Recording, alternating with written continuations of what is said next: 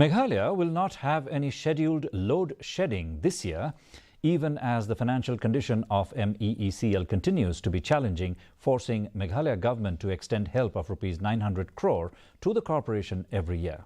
Speaking to media persons here yesterday, Chief Minister Conrad Sangma informed the corporation is seeing improvement in scheduled losses, with AT and C losses coming down to 18%. Sangma said that efforts are on to make the organisation more profitable and professional.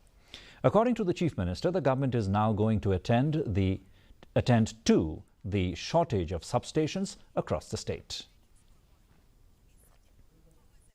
That no load shedding or regulated load shedding takes place in the state. And this was done last year. There was no regulated load shedding. And this year also, we have announced that there will not be any regulated load shedding, which is a big achievement, keeping in mind where MECL was at one point in time and how it has been very challenging to come to this level.